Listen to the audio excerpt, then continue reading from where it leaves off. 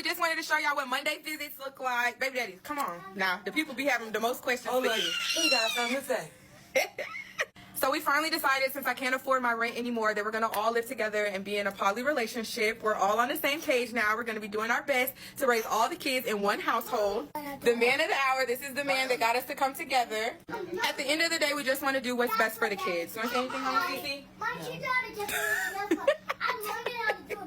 So we're taking the kids. Good night, you guys. Bye, boy. We'll see you tomorrow. How I ended up with 3 kids by a man.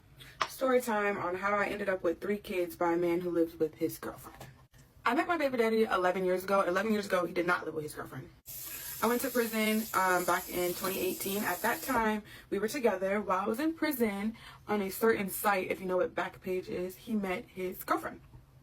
So as soon as I came home from prison, I ended up getting pregnant with my first son, who's now 5 years old. When I was about 4 months pregnant, I found out about who we now call sister wife. Happens to be that she was pregnant too, and she decided to get an abortion. When my son was born, me and my baby daddy were together like normal. Sierra was not a part of the picture. There was no infidelity issues, but our relationship wasn't perfect. We had other issues. So we broke up. Every time we broke up, he would go right to Sierra's house and she would be waiting on him hand and foot. We ended up getting back together because I was pregnant with our second child, which is now 4 years old, and her name is Josiah. Once again, we're living together, we're in a relationship, Sierra is not in the picture, and we have 2 kids. Y'all, we start arguing, and you know what happens. I tell him he gotta go. Where does he go? Right to Sierra's house. So at some point, me and my baby daddy are still communicating. We have 2 small children together. And I kind of feel like he's not all in, not all invested. So I get to doing my little FBI little research, and I find out that he called himself moving into Sister Wife's house. So he would be at Sister Wife's house Monday through Friday, telling me he was at a friend's house for work, and he would come over on the weekends and be with his kids. As soon as I found out that he was living at Sister Wife's house, I got in my car and I drove over there, knocked on her door. She packed up his things. I put them in the car, and I took my baby daddy back home. And once again, we was together.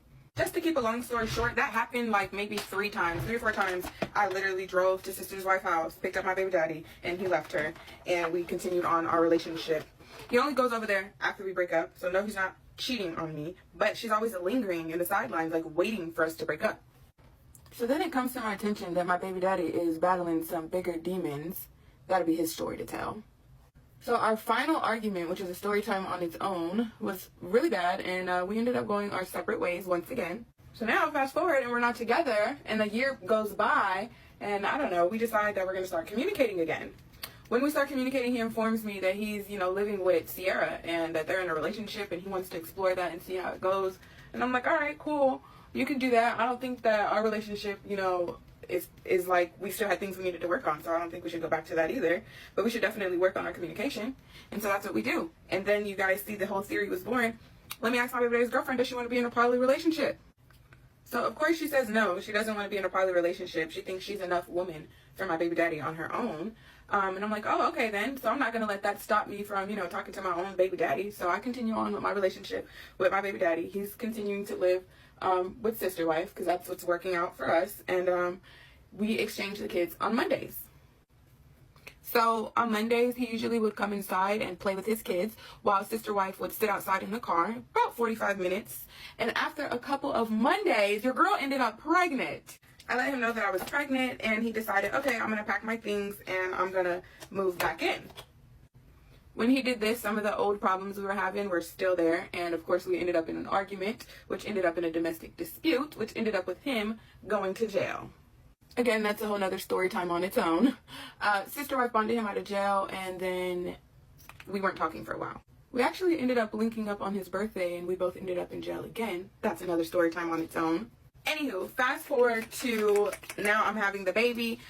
He still lived with Sister Wife my entire pregnancy. I actually moved down south, which was 4 hours away from him, and that's where I ended up having the baby. He did make it to the birth of his son. He cut his umbilical cord. He stayed the first night till like 5 o'clock in the morning. During the time that he was in there, birth, labor, and him spending time with his son, Sister Wife was downstairs sitting in the damn car. Anyway, so like I said, he leaves at 5 o'clock in the morning. Don't see him the next day. Then, damn, I can't open this shit. He comes back the day that we're discharged to sign his son's birth certificate. He's running mad late because he says he keeps arguing with Sierra. He pulls up and I'm like, yo, you know you got to take me home from here. And he's like, what you mean I got to take you home? I didn't know how to take you home. I was like, well, I figured you was going to want to see your baby meet the other two kids for the first time, so I thought it wouldn't be an issue for you to take me home. And at this point, he's like, oh, well, Sierra's in the car. And I'm like, what the what? Like, why is she even here? And so that is what led up to the video that you guys see. I hope that this video answers a lot of your questions. If it doesn't, leave some questions in the comments and I will answer them, you guys. But I love you guys, and OG Nana gang, I love y'all. I know they want me to move on, but I ain't ready to let go, my nigga. I ain't ready to let go, my nigga. What's that? I know you looking out solid at me. I pray that you found some peace and you're finally happy. But I can't sleep, dog. I cry every fucking night. It's probably be the hardest chapter of my fucking life. Remember how we used to ride, plotting on the plan. Me and my nigga had a bond, the world would understand. God help a nigga understand this crazy life of mine. So many funerals, court dates, sometimes I get to thinking about my nigga, I can't help but cry. Tell me how you leaving, nigga, without saying bye. Remember how we used to ride, dog, to you and me. We beat that road, we should have been sponsored by DZ. Deep in my heart, I don't think I could live this life without you. Interstates and street lights make me think about you. Cleaner clothes and sprinter vans make me shed a tear. You made me cry just like a baby, dog, it's been some years. Gotta keep going in my brain, but in my heart I'm feeling pain. Beefing with depression, wish I had someone to blame. And it's hard.